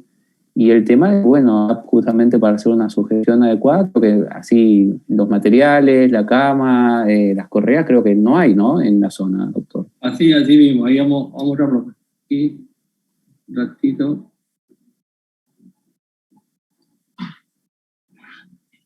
Ahí está, ¿verdad? Justamente para aclarar eso, ¿verdad? Para que tengan una idea, ese es el que está autorizado, ¿verdad? Por todos los protocolos internacionales, ¿verdad? Acá en Paraguay también ya tenemos, ¿verdad? En las clínicas privadas, el Hospital Psiquiátrico de Asunción también lo tiene. Es costoso, ¿verdad? Evidentemente estamos hablando ahí de $2,000 a $3,000 por el equipo, ¿verdad? Pero bueno, es una forma en que el paciente esté cómodo y resguardado, ¿verdad? Muchas veces lo que hacemos es informamos al familiar y tratamos de hacer algo parecido a eso, ¿verdad? De repente la contención abdominal no tenemos ese tipo de, digamos así, de protector, porque acuérdense que si comprimimos mucho la parte abdominal, él puede hacer dificultad respiratoria. Y si él está con una dificultad respiratoria más la compresión, eso puede terminar mal. Entonces informamos a los familiares, ¿verdad? Mira, le vamos a hacer primero especificar el tiempo, ¿verdad? Mira, yo te recomiendo, podemos hacer media hora una contención, media hora, y en esa media hora también estamos negociando con él. Si él se pone más tranquilo, le vamos a ir liberando una mano, o sea, una pierna, la parte abdominal, Entonces uno va negociando y el tiempo así es bien limitado, ¿verdad? Tampoco vamos a dejarlo así, lo dejamos ahí en la cama tirado, ¿verdad? Entonces uno va negociando e informando a los familiares, ¿verdad? Acá, profe, con mucho arte, ¿verdad? Solemos hacer eso, pero le ponemos gasa, compresa y así uno acolchonado, ¿verdad? Y para que no le comprima mucho, ¿verdad? Y que esté ahí fijo, ¿verdad? Que el paciente se percate, ¿verdad? Que él está con su contención y le aislamos un poquito de los estímulos familiares o de ruido y de iluminación, y ya con los minutos y con las horas ya se está estabilizando y ya evitamos, ¿verdad? Que esté con una sujeción total y ya, vamos a decirle, con las horas ya queda prácticamente con una sola sujeción de la mano o de la pierna, y después lo vamos quitando también eso, ¿verdad? Entonces, como dice el profe, cuesta un poquito tener estos materiales, ¿verdad? Que son los autorizados, ¿verdad? Pero uno siempre insiste con los familiares y con el propio paciente, ¿verdad? Explicarle, mira, son estos, pero eso no contamos ahora mismo acá, pero prima su salud, prima en que él no se haga daño, como dice el profe, prima en que él no le esté haciendo algún accidente a un familiar, a un amigo, a la novia, o él mismo se quiera hacer algo, entonces hay que utilizar esto, ¿no? Esos son de la mano, superior e inferior, como pueden ver ahí, y sus puntos, ¿verdad? Para ver si depende de la mano más gordita, más flaquita, y en todo momento uno le va liberando, ¿verdad? Cada 10 minutos le puedes cambiar de pierna, la otra pierna. Generalmente el paciente, cuando ya le colocas estas inmovilizaciones, ya tiende a estar más tranquilo, ¿sí? Ya tiende a tener cierto tipo de estabilidad otra vez psíquica, ¿verdad? Más con la medicación y más con estar privado de estímulos que le pueden agitar más, ¿verdad? Fluido. Bueno, este es el estudio que quería compartir con usted, el profe ya lo conoce, ¿verdad? Acá en la Fundación de Design de Ciudad del Este, entre septiembre y julio de 2015 a 2016, hicimos un trabajo con un fármaco que es de acción inhalatoria, un spray para inhalar, y tuvimos 50 pacientes en ese lapso, ¿verdad? La edad media de esos pacientes era 31 años, el rango de edad que agarramos, tratamos que sea mayor a 15 y entre 50 y 50 años el tope. De distribución por sexo hubo 28 mujeres, 22 varones. Y los diagnósticos más vemos por la urgencia, ¿verdad? Psicosis, bipolar, consumo de sustancias, personalidad, ansiedad, todo eso, dentro del diagnóstico que hicieron esas crisis, esas urgencias médicas, psiquiátricas. La escala que usamos, la PAN, componente excitatorio, como citamos, y el ámbito fue 40 en urgencia y 10 internados. Los que incluían 10 de internados deberían reportar el médico y la enfermera que estaba dentro de internado, decir, che, doctor, acá se agitó muchísimo un paciente, está muy nervioso, muy agresivo, y tuvo que habernos informado que fue una agitación moderada a grave para que entre dentro del estudio. Porque si era una agitación leve y yo podía conversar con él y no hacía falta medicamentos, no entraba dentro del estudio. O pacientes que se agitaron muy mal, eran también pacientes que estaban internados por otros colegas. Entonces también le pedimos permiso a esos pacientes que tenían internado a sus pacientes y que nos autoricen que si se agitaban nosotros podamos utilizar nuestra medicación y nos permitieran, ¿verdad? Ahí hago un poquito de comparación en euros específicamente, dólares solemos comparar mucho porque el trabajo tenía que compartirlo con algunos amigos justamente de España, ¿verdad? Entonces el costo de un paciente por día en el hospital de la Fundación Design de un paciente psiquiátrico, según nuestro registro del departamento de informática, es 850.000, le vale un lecho por día. El promedio mensual de costo de paciente internado es 2.550.000. Ellos tomaron en promedio, según su estadística que ellos quitaron ahí, 3 a 4 días era el tiempo que más quedó los pacientes psiquiátricos, ¿verdad? Ya sea estos 4 psiquiatras que iban rotando, internados en la Fundación Design, promedio 3 a 4 días. Eso es lo que más se veía. Había pacientes que se internados 10, 15, 20 días, y algunos que no alcanzaban, a los 2 días iban de alta. Pero ese promedio fue, eso se quitó ese costo. Y número de internados entre los meses de enero de septiembre del 2016 fueron 72 pacientes por causa psiquiátrica. Bueno, de un total de 50 pacientes, 37 de ellos fue de resolución domiciliaria, o sea, no requirió internación, lo que representaría un gasto promedio de 31.450.000 guaraníes, en promedio de $5.728 por día de internación, con un promedio de 3 días, como dijimos, según la estadística de informática de ese hospital.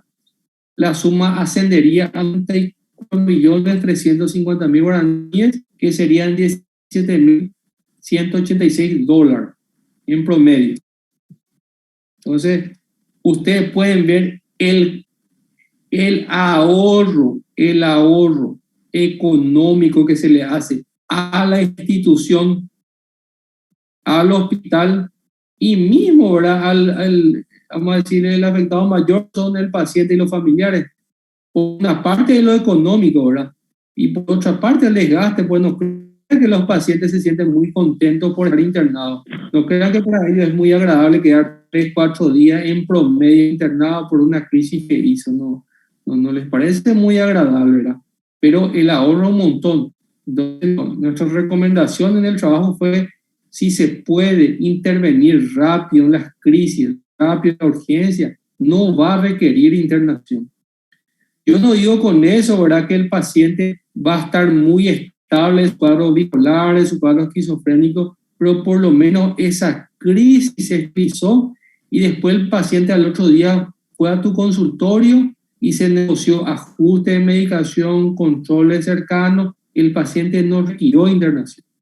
El paciente no tuvo ese estrés de quedar internado, no tuvo ese estrés grande de un gasto y mismo de estar con su paciente, con su familiar, de no requerir internación. Este slide, ¿verdad?, es un trabajo también que solemos mostrar con el profe. Yo presenté en el Congreso Mundial de Adicción. Le hicimos a 7 pacientes cuando eso era mi residente, es Aguilar, ¿verdad?, un psiquiatra ya bien formado. Le hicimos a 7 pacientes este fármaco inhalatorio, que deberían tener la característica principal, o sea, nuestro objetivo y el método fue que sea patología dual, o sea, que tenga una condición, un trastorno psiquiátrico de base y que tenga uso, consumo de una sustancia, un químico. Entonces, nosotros le hicimos a estos 7 pacientes, y si pueden ver ahí en la gráfica, está un poquito lento, un poquito chico. El primero es la escala PANSS, componente citatorio.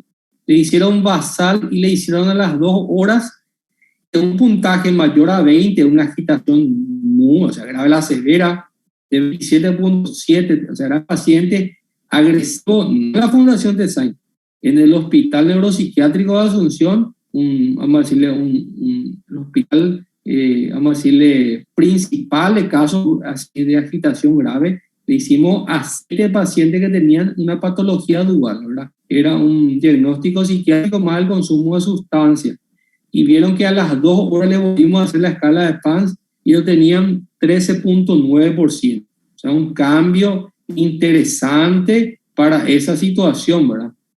Otro dato importante, ahí pueden ver en el gráfico, el tiempo de respuesta de los pacientes a la losartana inhalada, ¿verdad?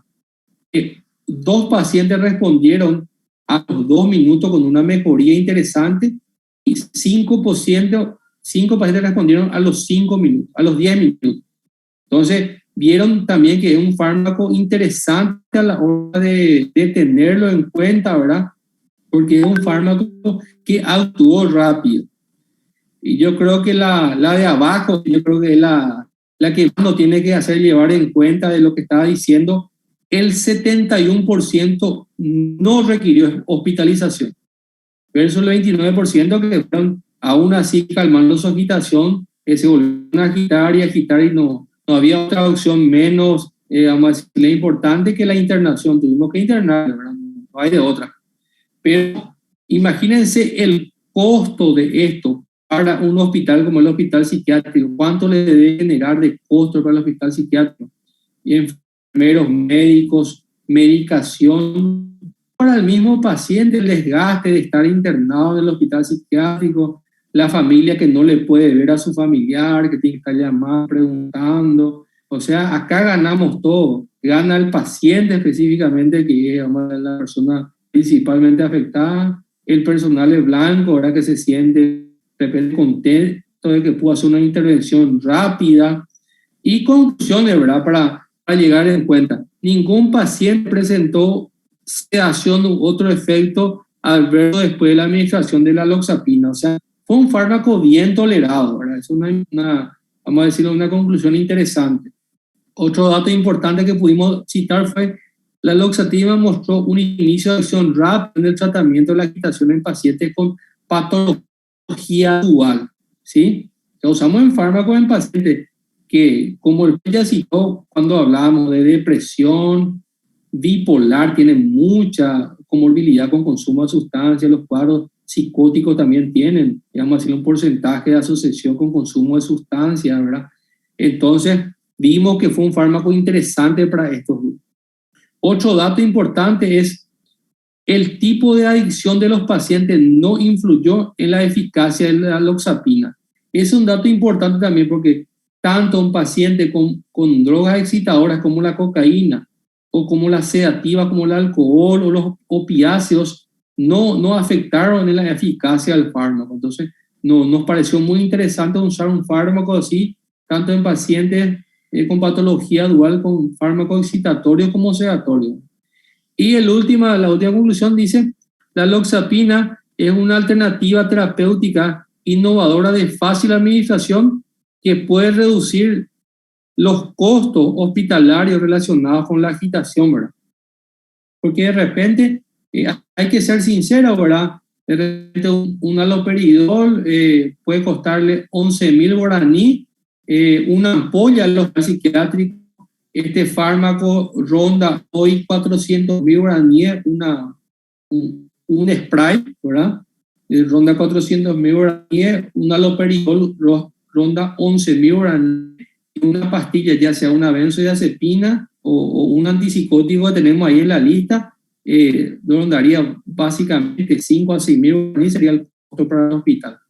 Pero si ustedes analizan, el 71% no requirió internación, hicimos una intervención rápida y eficaz, ¿sí? Entonces, si ustedes pueden ver eso, el hospital debería tener en su equipo de tratamiento e intervenciones este tipo de fármacos para que nos puedan ayudar. Porque vieron cuánto le cuesta a la Fundación TESAI en aquel año, en promedio, solo una internación de 850.000, sin contar los fármacos que van a utilizar los médicos y sin contar otro estudio que se le tenga que hacer. Si uno puede, en conclusión, actuar rápido, negociar con el paciente, trabajar con la familia y que ese paciente no requiera internación, vamos a ayudar muchísimo. Y somos conscientes que hay un 30% de los pacientes que se agitan en una urgencia, un hospital, vamos a decirle que maneja así pacientes psiquiátricos que van a terminar internándose. Pero todo aquel otro montón pudimos haber hecho algo y pudimos haber revertido eso, ¿no? Entonces, como conclusión, ¿verdad? Y quiero escuchar la opinión, ¿verdad? De conclusión del profesor Marcelo y también de los chicos. Cuando los pacientes agitados llegan a un centro sanitario, la intensidad de su agitación es tan importante que requiere un tratamiento de emergencia. Los objetivos de los tratamientos de los pacientes psiquiátricos de emergencia consiste en calmar rápidamente a los pacientes para que el médico pueda examinar después con precisión la causa, la etiología y después darle, vamos a decirle, en un tiempo un poquito más intermedio esas intervenciones, pero por lo menos vamos a librarle de esa crisis que tuve de agitación, ¿verdad? Que es una emergencia médica y que hay que intervenir. Y como los dije a ustedes hoy, ¿verdad? No crean que solamente esto ocurre en psicología y en psiquiatría. Esto puede ocurrir en cualquier especialidad. Y dice uno de los compañeros, no, pero doctor, yo voy a hacer APS. ¿Y qué pasa si en APS cada un paciente, el familiar, le lleva a tu consultorio en atención primaria de la salud? Vos estás en Santa Rita haciendo atención primaria de la salud, ganando una buena platita, 9 millones, 10 millones mensuales, pero te puede tocar un tipo de paciente así, esta característica y tener esta experiencia, tener esta instrucción, poder repasar un poquito y compartir tu experiencia ahora, hablarnos, comentarnos, tanto acá con el doctor Marcelo, nos va a ayudar muchísimo a nosotros en ver si cómo llegamos con la información y ver si de repente les tocó estos casos y si que puede llegar ese mensaje que cuando más rápido intervenimos, ahorramos por un lado costos a las instituciones y por otro lado el afectado principal, el paciente se va a desgastar, no se va a estresar esos días que quedó internado y ir ese lunes, ese martes al consultorio del doctor Pance y explicarle, che, doctor, me interné, pasé así, enfermería, los médicos, ¿verdad? Y ni qué decir si es un familiar o amigo nuestro, ¿verdad? Que tenga que pasar por esa situación y nosotros siempre vamos a decirle, evitar eso, ¿verdad? Que nos llegue a la internación, si es que se puede, ¿verdad? Claro que hay un porcentaje que va a tener que recurrir a eso. Bueno, qué bueno estudio, doctor, y es muy bueno también ese tema, porque bueno, ahí uno puede ir viendo, ir proyectándose que con una presencia de recursos así importantes, que requiere cierta inversión y también requiere una inversión, por supuesto, en profesionales que sepan utilizarlo, se puede generar un ahorro conjunto, tanto a la familia como a las instituciones, y no solamente un ahorro en términos económicos, también es una disminución de la estigmatización de haber estado internado, es una mejora en cuanto a la autonomía del paciente y es importante, obviamente, no, ese tema de prevenir cuestiones mayores siempre requiere una anticipación, pero espectacular está esa cuestión. Y bueno, ustedes tienen siempre que tener en cuenta como profesionales de la medicina que hay ciertas medidas que son extremas, pero siempre es ver costo-beneficio como en cualquier tipo de tratamiento o intervención.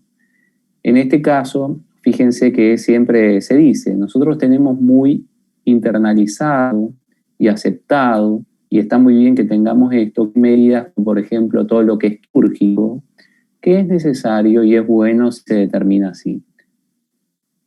Aceptamos eso, que es, si usted pone a pensar desde afuera, una persona que no conozca lo que es una cirugía, o sea, que no tenga ese concepto mental, va a pensar que es una cosa horrible, innecesaria, sanguinaria, etc. Bueno, fíjense qué paradójico, ¿no? Esto que contó el doctor, que a lo mejor otros profesionales de la medicina viendo a un paciente sujetado piensan que está mal eso. Si es que tienen que comprender el cuadro, y cuando el paciente está sujetado no necesariamente está todo el tiempo moviéndose, controlado. Llega un momento que se va estabilizando. Entonces también es bueno ver que para predecir la conducta de una persona debemos tomar una foto, o sea, tomar un instante y saber lo que está pasando. Un tema también interesante que ustedes tienen que saber es que a veces solamente dejar a la persona aislada en un ambiente seguro, una persona agitada estamos hablando, puede funcionar para calmarla, porque justamente el principal motivo que nos agita suelen ser los demás. Tienen que tener en cuenta eso también. Entonces es importante eso. Y bueno, también ir viendo este tema de manejo, siempre pacientes con problemas graves, requiere desde medidas extremas hasta una formación muy grande de los profesionales, para tratar de evitar justamente que el paciente se haga daño, hacerle más daño al paciente, todo lo que es iatrogénico. Pero bueno, genial, y está muy bueno también que ustedes vean siempre estos efectos y con estudios de justamente la zona, la región, y qué interesante eso también, doctor, que ha aportado que es indistinto el efecto, o sea, que no se encontró una diferencia estadística con respecto a los distintos consumos, sino que prácticamente esto es una estrategia que puede utilizarse con diversos perfiles de consumo o de intoxicación, ¿no?, de sustancias. Y también lo interesante es, bueno, ver todo el que evita y los cambios, así que espectacular. Qué bueno, doctor, esto y es importante siempre que tengan en cuenta estas cuestiones. Y bueno, también siempre lo que mencionábamos, la dificultad del entorno con respecto a poder cuidar a estos pacientes cuando están complicados, ¿sí? Porque bueno, muchas veces hay pacientes que sí o sí requieren internación, o que sí o sí, vamos a pensar en pacientes agitados, requieren episódicamente una sujeción, y es difícil. A veces se usan medidas como sábanas, ¿no? O sea, Sí. sábanas, o sea, son cosas que se trata de hacer debido a la falta de recursos y para tratar de, en lo posible, dañar lo menos posible a la persona, pero son cuestiones complicadas. El tema de las internaciones contra la voluntad del paciente muchas veces se hacen para preservar la vida del paciente y el paciente no quiere y a veces hay muchas dificultades con respecto a esto. Así mismo.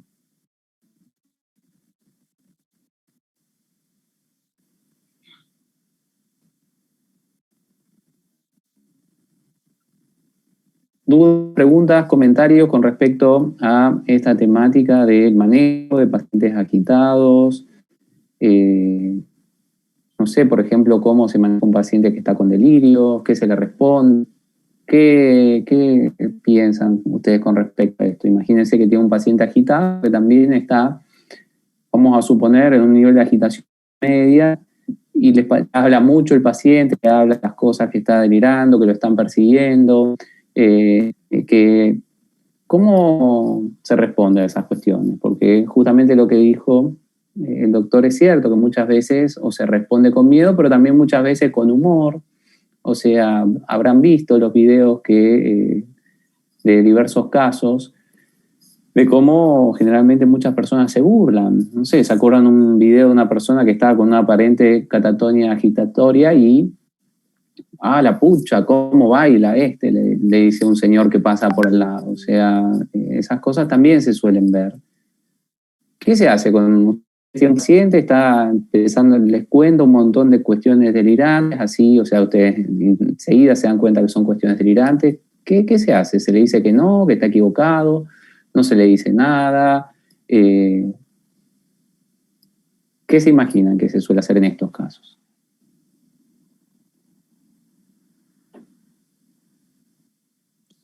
Realmente es una situación muy difícil, pero decirle que no y que está equivocado va a empeorar la situación porque se va a poner más agitado de lo que ya está. Entonces, inicialmente de repente yo intentaría parecer como que entiendo su punto de vista y que está bien y tratar de acalmar un poco para después negociar el medicamento. Pero no decirle de golpe que no, que está mal, que no tiene nada que ver. Bueno, espectacular, muy bien, María Clara. Bueno, la idea siempre es con los delirios no contradecirlos, pero tampoco decir sí, que es cierto, estás presidiendo la CIA, el FBI, tenés todas tus líneas intervenidas. Entonces, muy bien, la idea siempre con los delirios es tratar de tomar como si fuese una queja de un paciente de ustedes en otro ámbito, sobre la cual no pueden hacer mucho. Entonces ustedes escuchan, validan y nada más. No le van a decir que sí, que tiene razón, ni tampoco le van a decir que está equivocado, por más extremo que pueda hacer eso. Se complica cuando el objeto de los delirios son ustedes y ustedes son parte de una conspiración o parte de un plan familiar para sacarle los millones de dólares al paciente. O sea, se complica un poco más cuando va por ese lado. En esa parte siempre uno trata de proceder como uno procedería a veces con una queja hacia otra persona, Entonces la idea es tratar de no mostrar mucha activación emocional o por lo menos ni miedo, ni risa, que eso también, acuérdense que no todas estas cosas, a veces son cosas medio que pueden causar un poco de comicidad si uno la ve sin perspectiva. Entonces tratar de actuar normal, tratar de recibir toda la información, tratar de ser comprensivo, de ser empático, no reprochar, no criticar, no argumentar en contra, pero sí ir muy firme, acorde con la aplicación de los pasos, para o con la finalidad justamente de proteger al paciente y tratar de ver si se puede hacer una desescalada sin recurrir a medidas extremas y si no, ir quemando las etapas o los pasos. Con muchos pacientes todas esas etapas se queman cuando directamente está extremadamente agitado, pero pueden haber algunas cosas que pueden ayudar justamente. Bueno. ¿Dudas, preguntas, comentarios?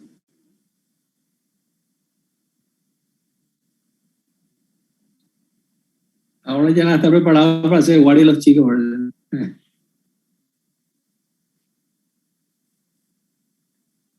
Doctor, una duda. Adelante. Lo que yo había visto es que los pacientes que se van despertando de haber estado mucho tiempo bajo sedación empiezan a tener síntomas de abstinencia y se agitan más. Al menos en la parte de UTI del hospital se les suele atar los brazos porque quieren quitarse los tubos y demás. ¿Y cómo procede en esos casos? ¿Se dejan más así o se da alguna medicación? Pues súper bien la intervención, ¿verdad? Porque ahí hay que hicieron los colegas en la UTI, hicieron sujeción mecánica, ¿verdad? Es lo que llamamos, ¿verdad? Con la sábana, hizo un procedimiento de sujeción mecánica porque no pudo él hacer introducciones que eran, digamos así, la intervención ambiental, la verbal, por la situación. Como dijimos ahora, siempre es buscar la causa. Como dijiste, si está en abstinencia, hay que tratar esa abstinencia, ¿verdad? Muchas veces no se puede suspender de golpe una benzodiazepina, ¿verdad? Entonces le da una mínima dosis que él pueda tolerar eso. Es tratar la causa de base, no dejarle en abstinencia y ir negociando esa medida de intervención que hicieron la sujeción mecánica, ¿verdad? Es muy común que los pacientes hagan su abstinencia ahí en la terapia. Mismo los pacientes alcohólicos, de repente tuvo un accidente de tránsito, va directo a la terapia y ahí cuando se le empieza a cortar la benzodiazepina, hace una abstinencia pero terrible y se agita y quieren quitar toda la vía central, la sonda. Entonces fue una intervención bastante práctica a los colegas, ¿verdad? De hacer sujeción mecánica y también, ¿verdad? Como dijimos, tratar la etiología, la causa de su agitación. Si es por abstinencia, tratar la abstinencia. Súper bien. Profe. Sí. Y bueno, es importante también ver que justamente siempre se hacen estas cuestiones para tratar de evitar daños mayores. Un paciente que se saque las ondas o cosas por el estilo puede ponerse en riesgo a sí mismo. Imagínense, no sé, vamos a suponer una sonda nasogástrica. Imagínense que alguien quiera sacarse esto, o sea, un riesgo muy grande, entonces siempre la idea es proteger al paciente. Lo que no sé, esto que comentaba Andrew, qué medidas de sujeción tienen, porque hay medidas específicas para tratar de evitar los daños que puede producir una sujeción. Ustedes saben, daños de corte de circulación, inducción a una trombosis, cosas por el estilo. Siempre se tienen que tratar de evitar, principalmente cuando es de los pies más que de los brazos. Pero bueno, ustedes saben que ¿cómo serían esas medidas, Andrew, que vos estuviste observando? ¿Son medidas así tipo medio sofisticadas? O sea, ¿son algo de pulseras de sujeción o directamente es algo así improvisado para tratar de proteger al paciente con lo que se tiene, tipo una especie de, no sé, sábana?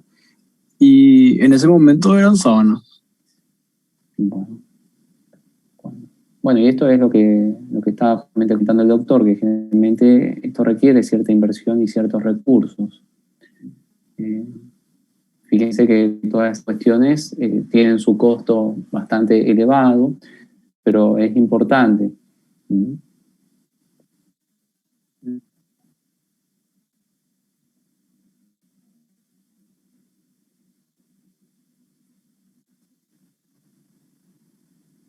¿Otras dudas, preguntas o comentarios?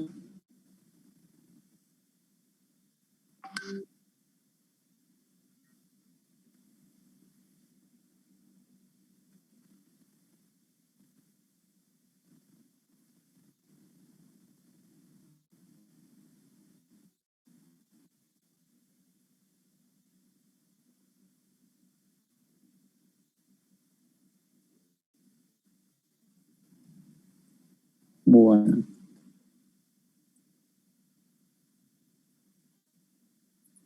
Bueno, creo que estamos entonces por hoy.